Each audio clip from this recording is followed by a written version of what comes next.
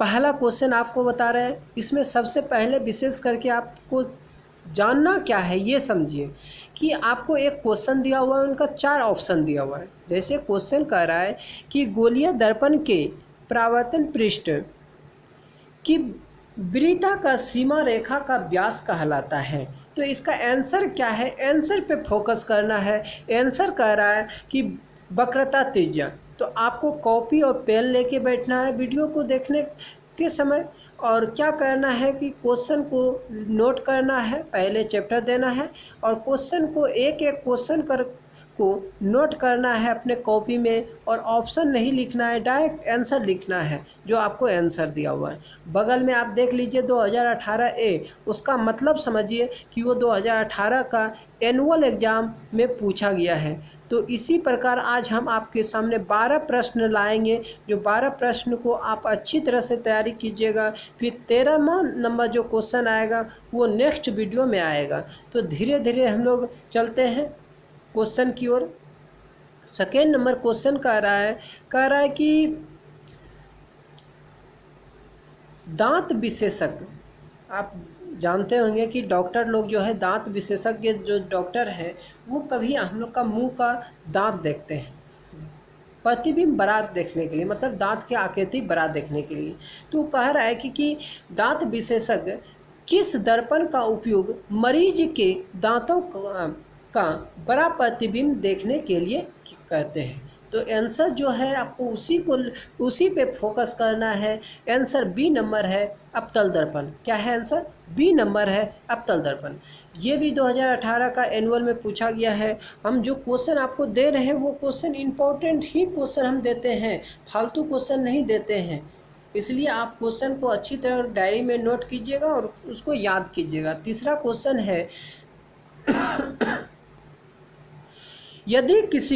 तीसरा क्वेश्चन है, यदि किसी बीम का प्रतिबिंब का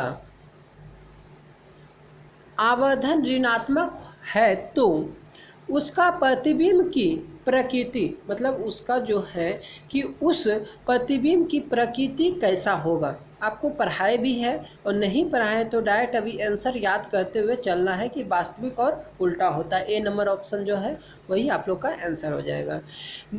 चौथा नंबर क्वेश्चन है कि निम्नलिखित में से कौन उत्तल दर्पण का फोकस दूरी है। क्या कर रहा है क्वेश्चन को समझिएगा। कह रहा है निम्नलिखित में से कौन उत्तल दर्पण की फोकस दूरी है, फोकस निकालना है, जिनकी वक्रता त्रिज्या दिया हुआ है। आपको वक्रता त्रिज्या दिया हुआ है तो आपको एक फार्मूला याद होगा कि F बराबर R/2 होता है। तो R का मान 32 है, 32/2 हो जाएगा। तो हम लोग का आंसर क्या हो जाएगा? 16 हो जाएगा, और वो भी प्लस में होगा क्योंकि उत्तल दर्पण की बात कर रहे हैं। तो हम लोग का ऑप्शन देखिए, आपका सी दिया हुआ है, ये भी 2018 में पूछा गया है।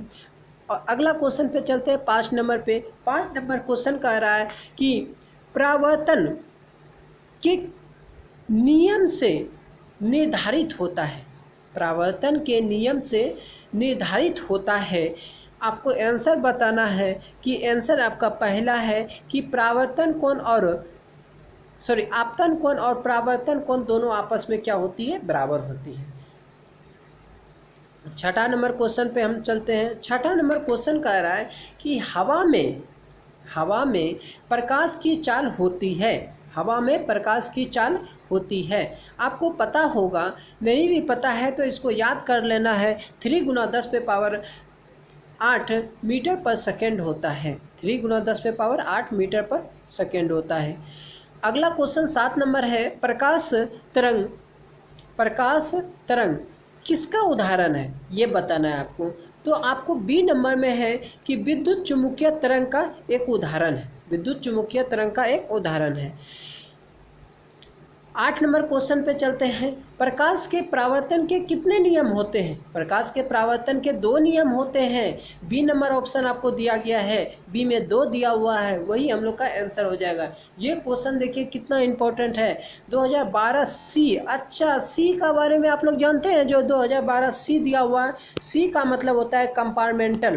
कंपार्टमेंटल क्या होती है? कंपार्टमेंटल होती है जब आप बोर्ड एग्ज़ाम दे देते हैं तो उन्हें एनुअल एग्ज़ाम बोलते हैं। एनुअल एग्ज़ाम में आप एक विषय में या 2 विषय में क्रॉस हो जाते हैं तो आप एक विषय या 2 विषय का एग्ज़ाम दे के आप उसी सेशन को पकड़ के आप आगे कॉलेज में एडमिशन करा सकते हैं। तो वो जब पास आप करते हैं तो उन्हीं को हम लोग कंपार्टमेंटल बोलते हैं। तो एनुअल और कंपार्टमेंटल आप लोग को समझ में आ गया हो।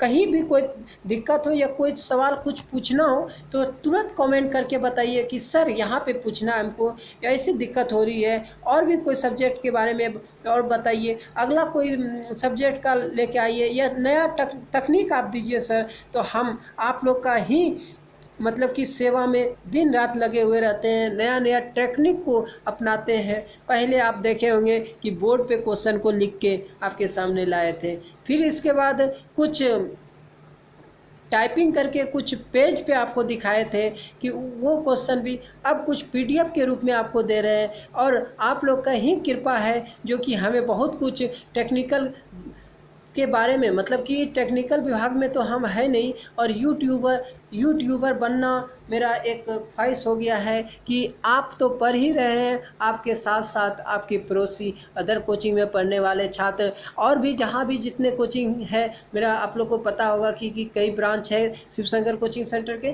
तो सब अभी तो लॉकडाउन के कारण पढ़ नहीं पा रहे हैं, तो एक अपना लिए हैं कि चलिए यूट्यूब पे भी आप लोग क्लास अब कर सकते हैं। तो ऑब्जेक्टिव 50 मार्क्स का होता है, मतलब 50 मार्क्स का मतलब ऑब्जेक्टिव 50 का होता है और सब्जेक्टिव 50 का होता है, दोनों 50-50 हो गया है। तो उसी प्रकार से हम आपको एक नया तकनीक के साथ ला रहे हैं। और आप लोग जब आप लोग को पूरा अच्छा लगे तो कमेंट करके हमें बताइए कि सर आज का वीडियो कैसा रहा।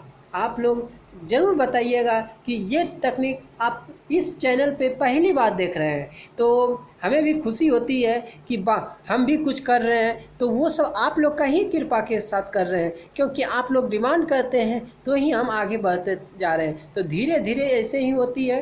तो बस आप लोग प्यार जताए रहिए इस चैनल पे, और आपको वीडियो को अधिक से अधिक बच्चे को शेयर करना है।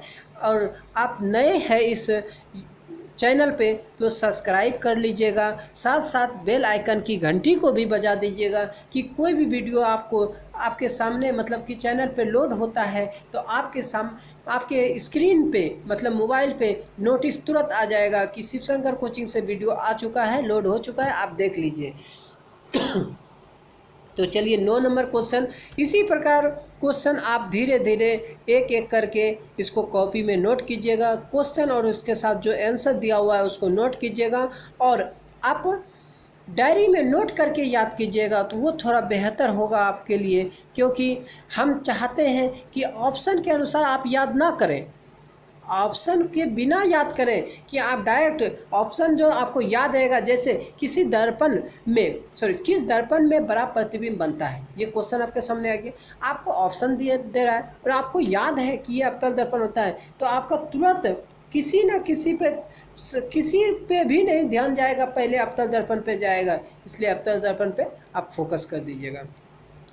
तो आगे 10 नंबर भी उसी प्रकार क्वेश्चन है, आप देख लीजिए। 10 का सी आंसर है और 11 नंबर का भी आपका आंसर बी है, तो सिर्फ ऑप्शन के अनुसार याद कीजिएगा। 12 नंबर है, गाड़ी बनाने के लिए कौन सा दर्पण उपयुक्त होते हैं, तो ये भी क्वेश्चन देखिए 2011 में पूछा गया है, 15 में पूछा गया है, 16 में पूछा गया है, 17 में पूछा गया है। बहुत इंपॉर्टेंट क्वेश्चन है। यहाँ तक आपको अच्छी तरह से एकदम याद कर लेना है कि एक दिन में एक वीडियो लोड होता है तो 12 क्वेश्चन 15 क्वेश्चन आता है, तो उसे अच्छी तरह से आपको याद कर लेना है कि बोर्ड एग्ज़ाम का जब एग्ज़ाम होती है बोर्ड एग्ज़ाम में तो ऑब्जेक्टिव मेरा कहीं मिस ना हो जाए। और हम लोग पूरा प्रयास करते हैं कि बच्चे का कहीं ना कहीं कोई चीज़ त्रुटि ना छूट जाए, कोचिंग की ओर से हमेशा, और आप लोग को पता ही होगा कि कोचिंग में मेहनत हम लोग बहुत अधिक करते हैं। अभी लॉकडाउन है तो लॉकडाउन के कारण भी आप देखे होंगे 10 क्लास का वीडियो 100 प्लस अभी तक में आ चुका है, और हम लोग दिन रात एक कर दे रहे हैं कि आपको 4 बजे सुबह जैसे नींद टूटती है, मोबाइल देखते हैं तो आपको शिव शंकर कोचिंग का नोटिस आ गया होगा कि आ गया है 10 क्लास का, 12th क्लास का, जिस भी क्लास का, वो 4 बजे ही वीडियो लोड हो जाता है। तो थोड़ा सा आप लोग मेहनत कीजिएगा, आप लोग के साथ साथ हम लोग तो मेहनत कर ही रहे हैं। चलिए, थैंक यू, यहाँ तक वीडियो देखने के लिए बहुत बहुत धन्यवाद आप लोग का।